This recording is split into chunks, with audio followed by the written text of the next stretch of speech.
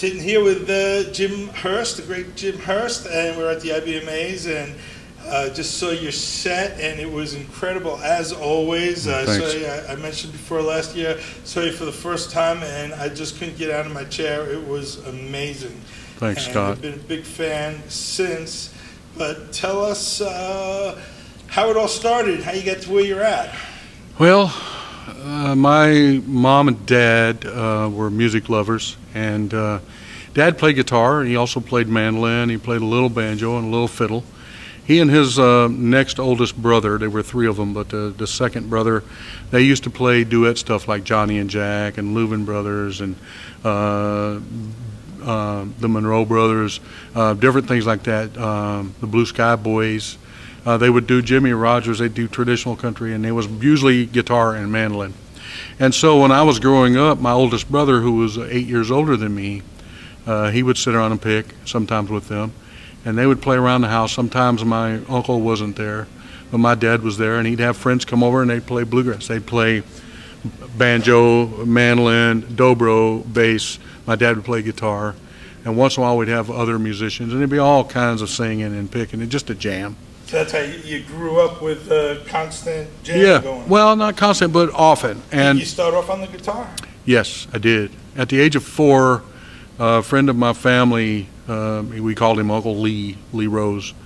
He hung out with us a lot, and he told Dad, he said, "Ed, you got to get that boy a guitar." And of course, Dad was a worker, and they had to spend money raising 5 kids, you know. So Uncle Lee brought over a guitar for Christmas, and it was a Silvertone. It is a Silvertone Gene Autry model, and it's got a little junior guitar, a little Silvertone guitar, and it's got air, spray painted. Do you still have it? Yeah, I do. And it's a Gene Autry on the, it's supposed to be, it's not, but it's a cowboy riding and roping, right?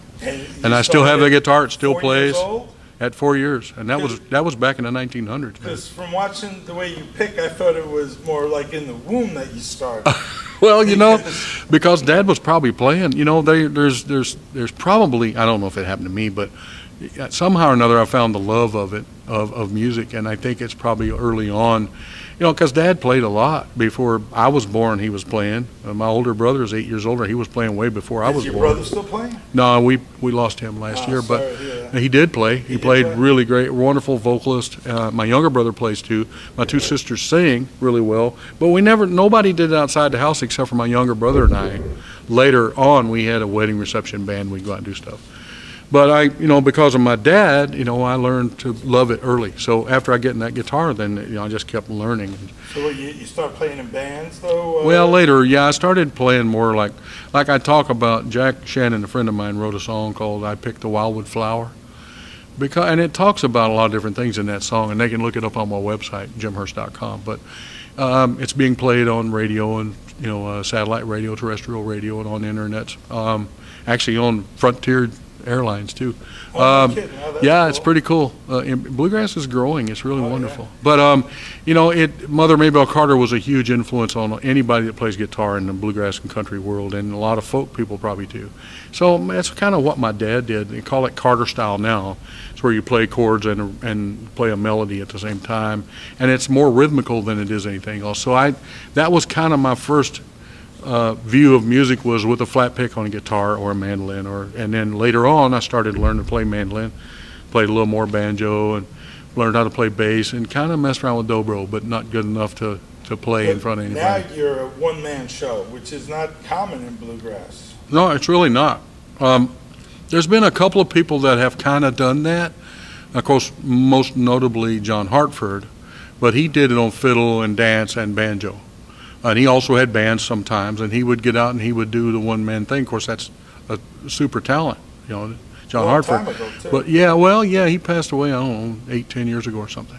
But and also in the bluegrass world, there's a guy that used to be wonderfully talented on the guitar, but he was also a good singer and a real funny guy, Randall Hilton, and is from Virginia. And he was a guitar player that did the one-man thing. Of course, Doc Watson at times had, either his son Merle with him, or he had Jack Lawrence or his grandson Richard or somebody playing with him, David Holt, T. Michael Coleman, different people. But sometimes it would be just Doc by himself. And that, to me, is one of my favorite ways to hear a singer-songwriter, a guitar player, piano player. Sometimes the pure essence is when they're by themselves. Now, that's not necessarily why I'm doing the solo thing. I've done a lot of bands. I've played in country bands. I've played in, I played in some pretty good-sized, artist bands like Tricia Yearwood, Sarah Evans, Travis Tritt, Holly Dunn. I've also played in a lot of bluegrass bands, bluegrass familiar bands like Claire Lynch and the Front Porch String Band. I played with Mark Schatz and Friends. Played with Missy Raines as a duet. I also played with the Claire Lynch Band. I also had my own band for a while, the Jim Hurst Band. And I love an ensemble. There's nothing like that synergetic thing with an ensemble. You play with a bass player, with a mandolin player, or with a drummer, and whatever you're playing in. There's this synergetic groove that happens, and that layering of things is really, really nice. So as a solo performer, I miss some of that. But part of that is I like to develop that on my own accord. So I'm up there. I'm only one guitar. I'm only one voice. Sounds like three. Well, it sounds like you're doing a magic trick. Well, I've listened to a lot of great guitar players over the years. Joe Pass, Chet Atkins, Merle Travis, Doc Watson. Do you get to play with many of them? No, I got to do a workshop with Doc Watson one time. With Doc Watson one time. Jerry Reed was a guy that kind of really changed me, and of course a lot of the bluegrass people has already heard these things, but when you hear somebody like a Jerry Reed play guitar, you realize that he's really kind of almost a one-man band. He's like a bass player, a guitar player, a drummer, and a piano player all at one time.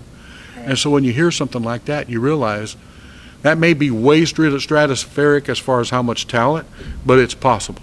So every time you hear something like that, it gives you at least the awareness that you can do more than you're doing. Now, you may have a limitation to how much you can do individually, but it's been done or people have done it. So, there's a famous video, well, not famous, it's been circulated a lot. I'm sure it's pretty famous now, of this guy down in South America. I don't know if he's in Costa Rica or Bolivia or something. He puts guitar on the floor because he was born without arms. So he plays the guitar with his feet. Now, I don't play a guitar on my feet. I don't know how to do that, but he figured out how to make it work. So things are possible. I play with a guy in Canada. I was up there playing in a country band, just kind of going around, and we did like a fundraiser for like something like the March of Dimes up in Canada. And Buddy Knox was up there. And Buddy Knox is a Canadian, kind of a pop star back in the 60s. He had a drummer, had no arms. Oh my God. The guy sat back in a chair like one of these chairs, and he sat there and he put the sticks between his toes, his big toe and his next toe, and he played drums. And I saw it. It was there. That's no joke. And so when you see stuff like that, and Doc Watson was blind, Django Reinhardt had a bummed up hand from a fire. A possibility. There's possibility. So when I tried to get myself together to do this solo thing, there's several things that went on. First of all, I want to develop who I am as a musician in the ways that I want to. I love playing in a band and supporting whoever's band it is. If it's Claire Lynch, if it's Taj Mahal, whoever it is, my job is to play that job really, really well, right? But when I do my thing, then it's my decisions, my material, my choices of keys, my choice of tempo, what the set list is, all that stuff is my decision, which is freedom, but it's also, there's an importance there. If I don't do it right, I'm not going to hold the audience. So learning how to do that is a good learning. I'm growing in who I want to be as an artist. Also on guitar itself, I'm trying to keep rhythm going. I'm trying to, and some songs are pretty pared down. There's only a couple of things going on, a couple little notes or just a arpeggiated chord or some simple things that allows the song to kind of work. It's not about the guitar at that moment. It's about the story of the song and its respect to whether it's a historic song or an imaginary song or a love song or a murder ballad. There's a certain amount of reverence, respect that you give to the song, and more importantly, the songwriter. Because the songwriters who developed that song, who came up with the idea, and they hand that to us, and they allow us to hear it or play it or sing it or whatever. And so when I think about that, the most important thing is getting the song to these people. So when I perform, like a little while ago, I performed a couple songs were kind of throwaway songs, not throwaway, but they're not so sincere. But a song that a friend of mine that I know from several folk festivals and stuff, T.R. Ritchie, passed away a couple years ago. He was such a great guy, and his song, I Ain't Got the Blues. It's kind of a joyful thing, but that's the kind of guy he was. So it's not only the song, it's not only telling a story about, man, it's great to not have the blues. I ain't got the blues because of whoever, right? Because of my wife, in my case, and my kids and my grandkids. But it's also in his honor because he's no longer with us. But even if he was, when I'm singing that song, that's his song, and he lets me. You do pay a lot of respect to the other songwriters. You talk a lot about them on stage, right, letting people know whose song it is and something about them. That's pretty well, I think a lot of artists want to do that. They don't sometimes think of it, and some I think that, well, that's not too entertaining. Not everybody wants to know who the songwriter is. I think it's vital, because if it wasn't for the songwriters, we would still be doing Gregorian chant. That's one of my favorite sayings. Not that there's anything wrong with Gregorian chant. So when I'm doing my solo guitar thing, if it's an instrumental, I got kind of, if it's Amazing Grace or something really sincere, I try to play it sincere. I don't want to put all my inventiveness in Amazing Grace. To me, the song Amazing Grace needs to be Amazing Grace. If it's a sincere love song, Vaya con Dios, or if it's Both Sides Now, I do an instrumental version of that. What people want to hear is that melody. They don't want to hear me go crazy on guitar. Now that's for me. Or other people probably feel differently. Well, a lot of people, I think, also like to watch you go crazy on the guitar because how crazy you are on the guitar. Although we'll ask you to try to do it with no hands and see how good you are. Take 3 of those strings on and now see how good you are. But right now you got some big hits, though. I hear on Bluegrass Junction pretty regularly. Yeah. And you get a lot of airplay. You know, and that's really wonderful. Radio people are vital. The audience is who we're getting to, right? I mean, I can play in my living room. I'm not going to make any money doing that. And I'm not going to have near as much fun because I'm not interacting with anybody. And they could go about their business and do what they do. But radio, videos, live performances, the whole point is to get to an audience and, you know, and share this with them, and then they share that with you. So it's this synergy between the performer and the artist, and the audience. And if I can reach an audience and get them to quieten down when I'm quiet, get them to get happy and laugh when I'm having fun, that is this certain amount of a conversation, a certain amount of a shared art form that if you don't think about it, you can go and get your face blown off by powerful drums or great bass players or great electric guitar players or wonderful string orchestras, and there's a certain amount of synergetic kind of play back and forth on that. But a good, well-written song, a wonderful melody, that's what the people that I think I kind of reach the most, they're looking for that sincerity. They're looking for something that touches something down in there that makes them go, oh, I love this song. I haven't heard this song in forever. Oh, I've never heard that song. I love that song. And that same Old Moon is one that has been being played on many radio stations, including. Emotionally terrific. I think it's a great song. It hits the emotions. It does. And it allows you to think differently than I mean, when I heard this song the first time, I won't ever see that moon again without thinking about this song. And the guy that wrote it is right here, Jack Shannon. But you're kidding. You wrote that? No wonder why you bring him along with you. No, he's a good friend, too. He also wrote another song. Remember I talked about how important Mother Maybelle Carter is? He wrote a song called I Picked the Wildwood Flower, which is, in a lot of ways, that's the national anthem for guitar players in this country. If you can play the Wildwood Flower, you're doing pretty good. Teach? I do Skype lessons 101. I do private lessons 101. I'm getting ready to do some concert window kind of, everybody signs into like a chat room. You've done that before. I've done a performance that way, but haven't done any instruction that way. I teach at camps, I teach at workshops, clinics, at music stores. And being a one-man show, it allows you to do things that you can't do when you have a whole crew with you going places. Right. I mean, $20 and a peanut butter jelly sandwich will feed me. It won't feed a family of 5. Right, you know what I mean? Right. So, not that that's what I want to do, but I'm just saying I do have a lot of, I'm just saying, yeah, I do have flexibility. But yeah, you're able to go into places and go from point A to point B relatively easily and get in and... Yeah, and there's one calendar. You know, there's one calendar to be concerned with. There's one travel plan. I mean, if I fly or I drive, if it's a hotel room or not. That's my decision for me. You're going to Canada, you said? I'm going to Canada next weekend, yeah. And you normally are everywhere? Yeah, I've been... The only place I haven't played is Hawaii in the United States. I've played everywhere else. And I also drove truck in all those states. I haven't driven to Alaska. And of course, I haven't driven to Hawaii, in case you were wondering. I'm hilarious. Hey, could you do one number for us? Oh, yeah, man, I'd love to. Kind of for anyone who hasn't seen you, just as I'm talking up this guitar prowess. Prowess. I like that better. It's like I'm supposed to do this for money or something. Do you have a song in mind, or you want me to just pick one? No, I would never say one in mind. I'd say whatever you want to do. Okay. Just because I'd say something, and if okay.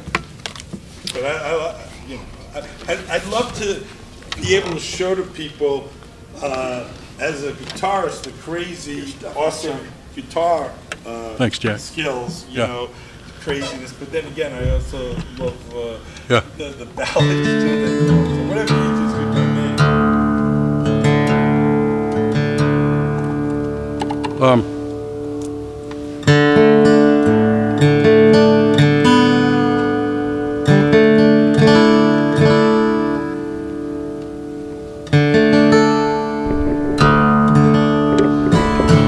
I talked about one of my biggest influences was Jerry Reed, and I've done this song a bazillion times, but it's also one of my most requested songs. People like for me to play this song, and so since it shows a little bit of the guitar work that I try to do, I'll do this one for you, Scott. By the way, I have a website, jimhurst.com. I also have Facebook pages. Facebook/Jim Hurst, Facebook/Jim Hurst music page. I have a Twitter account, the Jim Hurst or Jim Hurst 1, and then an Instagram account. I don't know why, I just do. And so I also have the website has my has some videos, has my music store, has my calendar, has a guest book. It also has a sign up for my mailing list, and I try to send out something about once a month. So I'll do this for you, Scott, and I appreciate your time, man. I appreciate you. So Jerry Reed spent a lot of time in Georgia. It's where he's from, and he did a lot of different kinds of music. He did a lot of co-acting with Burt Reynolds. He was an actor in W.W. and the Dixie Dance Kings, Gator. He did Smokey and the Bandit, and then he also did The Waterboy with Adam Sandler. And he was a pretty good actor. And he's done a lot of songwriting, and Jack and I were discovering some of his. I was showing Jack some of his writing on YouTube and stuff. And we lost him about 8-10 years ago. One of probably the most talented guitar players ever, and a really good entertainer. So I wrote this in his honor, and I call it Swamp Reed because obviously he spent some time in the swamp, and Reed's in the swamp, and his last name is Reed, so it's called Swamp Reed.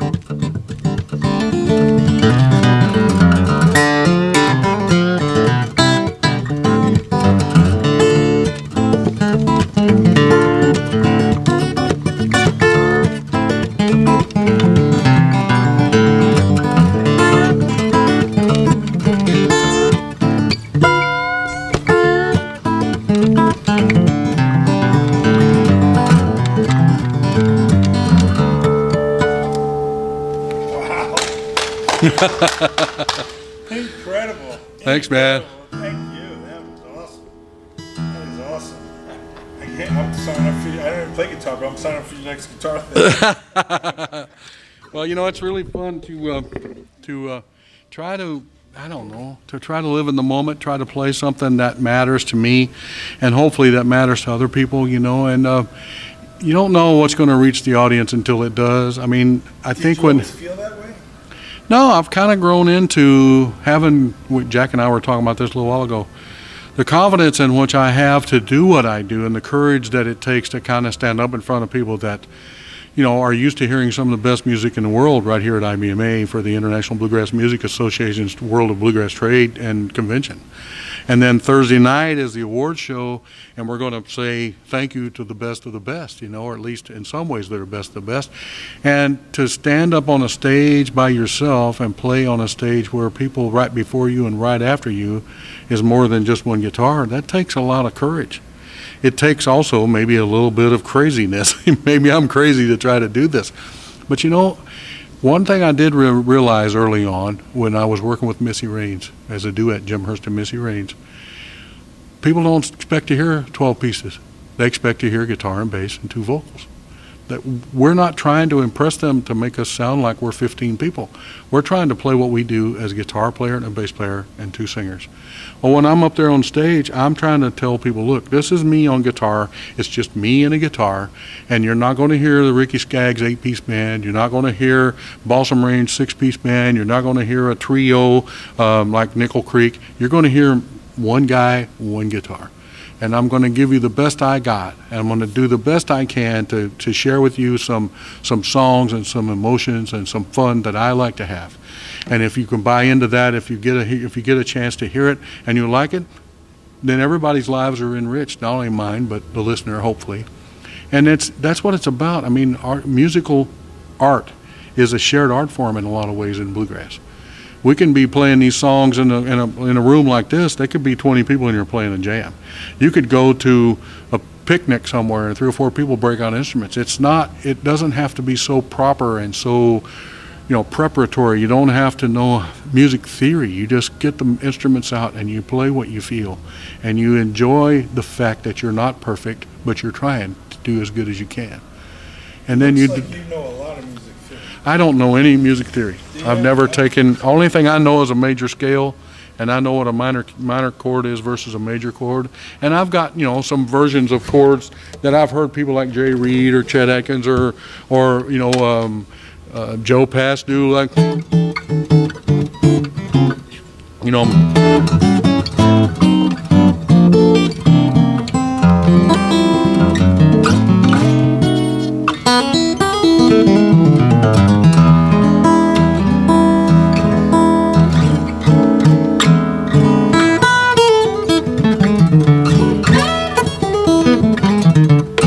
And it's just, to me, it's a series of melodic notes and chordal value. But I couldn't tell you what the name of the chord is. I can't tell you why that chord sounds like that as far as theory. I can go, you know, if I take that chord and I lift this note, that's an E7. And if I put that finger down there, it's an E7 sharp, like a half a diminished or a half an augmented. This is an E6 with a 7, so it's like a 13 or something maybe. There's an E7, E7 9, an E11, right? A minor, A augmented or E augmented with an A bass, A minor 7, right? I know those things only because my working knowledge of it allows me to kind of say, I think that's an A minor 7. But when I have an iPhone, and D'Addario and Planet Waves are a company that I work with. I'm an endorser of D'Addario products. They have an app on their phone called Guitar Tools, D'Addario Guitar Tools. So if I put that chord I just played in there, and I'm thinking it's an A minor 7, I put it in there. It may be something completely different, but how I hear it, because of the A bass, I associate it with an A whatever. So my theory is very limited. It's not, I don't really call it theory. I just basically, like, I know what a noun is, but I know how many ways you can use a noun. You know what I'm saying? And so it's an interesting thing that I learned playing music by ear. That's how I know music. I don't know how to read sheet. I don't know how to, you know, process for writing songs. Is there a process, or does it just happened differently? Well, like Swamp Reed, I just heard this kind of groove, and I just started playing that swamp, you know. And I developed it from there.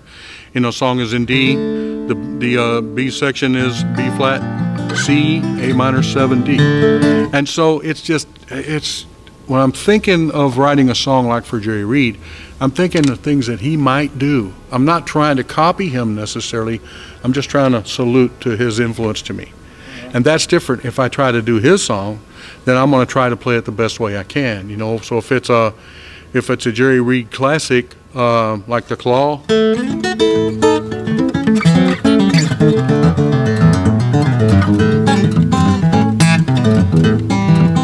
so back in the 1900s, when I was a kid learning how to play, it was an LP and a needle. And when I heard that song, I set that needle back 7 billion times probably. Or was it Carl Sagan? Billions and billions. And so I got to where I could almost skip one groove and get back to that lick and skip one groove and get back. But, you know, now there's all these different things you can do with digital, and it's easier. Plus there's a lot more learning aids, teaching aids, a lot of videos and instructional things. There's digital stuff, there's video stuff. There's also a lot more teaching things in the world of bluegrass and associated music. So you can go to a music festival and there's usually workshops going. There's a songwriting workshop, sing, band, banjo, mandolin, fiddle, bass, whatever. And so young kids now have a plethora. Right. There's your word. That costs you 15 cents right there. Yeah. A plethora of different things that you can do to try to learn how to play what people my age and Jack's age, we learned by ear. We learned play like that. There's a lot of emerging artists here. Yeah. What would you recommend to them as far as you've been around? Mm-hmm. Yeah, I'm sure you had ups and downs. I haven't had a whole lot of downs, honestly. I've had the highs, that, the ups I've gotten, I've just really appreciated. I hope to find more ups. That's what I'm looking for. But, you know, young people, I think the earliest you can find what makes you happy, not the biggest challenge to overcome.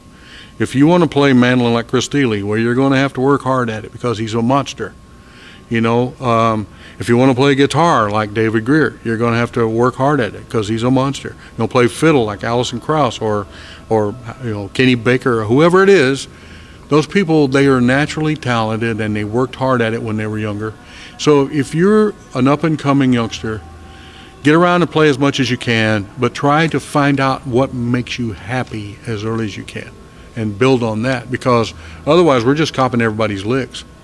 And there's nothing wrong with that. There's a lot to be said about me sitting down and learning a Jerry Reed tune, or a Mother Maybelle Carter tune, or a lick that came from Lonnie Mack, or, you know, Brad Paisley, or, you know, there's all these things that you can kind of challenge yourself to do. But the end result, I want to be happy. I want to be happy here. So as a kid, if you're as a young, even if you're just young to the business, even if you're mid-aged, or, you know, in my case, I'm older than dirt. If I was around to help pick out the color, by the way. But if you can find a way to make yourself happy, it's like my dad told me. He said, if you can, it wasn't my dad, it's actually a friend of my dad. He said, if you can find something to do that you love to do, you'll never work a day in your life. Well, I've been playing guitar since I was 4, but I did all kinds of other jobs. I stuffed vending machines, I swept dance floors, I worked in factories, I did roofing and concrete, I drove truck, I did all kinds of things. The one thing that makes me the happiest is playing music. And when I pass away, hopefully they bury one of my guitars with me, because that's been my closest friend for so long. I had my guitar in my hands way back. I got married 37 years ago. My youngest just turned 34 today. And so this has been my longest buddy. This has been my buddy for the longest time.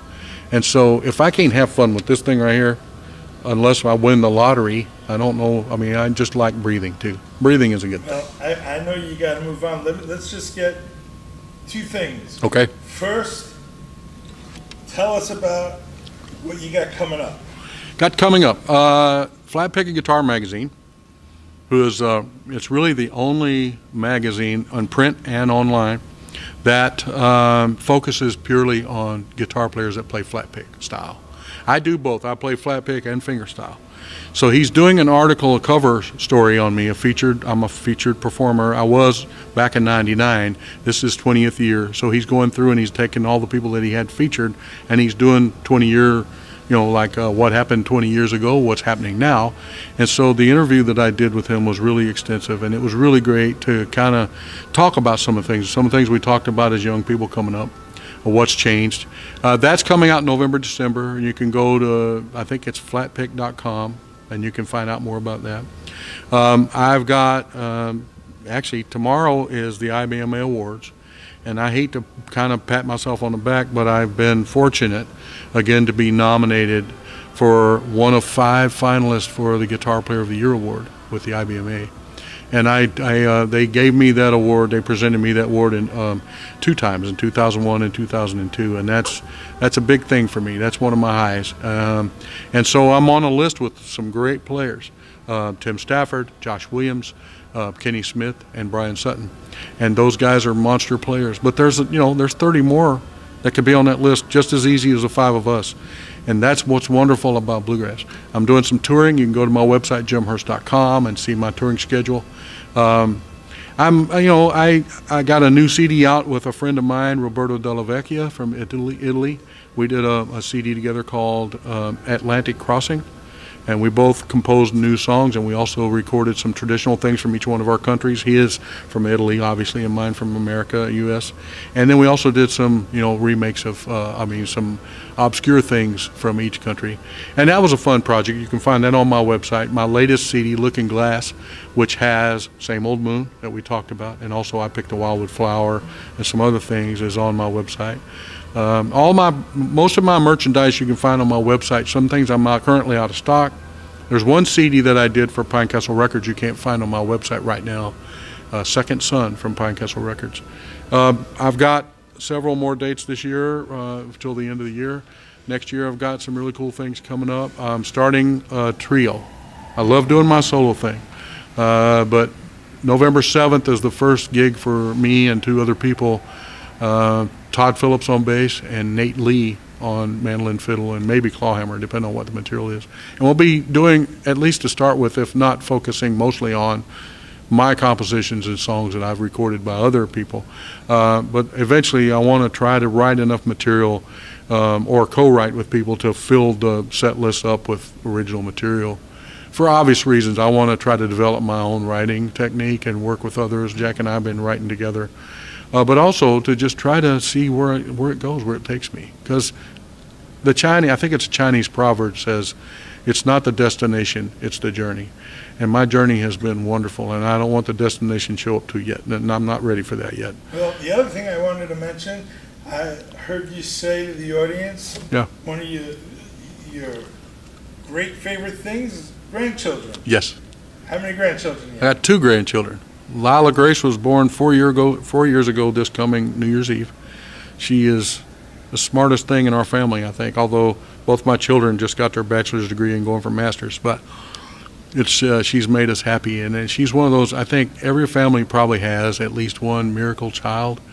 She's not miracle because she showed up like miraculously, but when she was born, whatever little things was going on in the family completely disappeared when she arrived.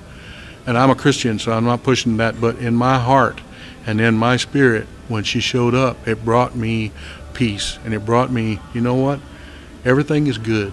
All is good in the world, because this little girl right here is a blessing from God. And then 14 months later, her younger brother showed up, and Ezekiel James was born February to a year and a half later. So we have 2 grandbabies, and they just make me so happy. Oh, that's great. Well, thanks so much. Thank you, Scott. Appreciate it. Man, thank you. Thanks for taking the time, especially.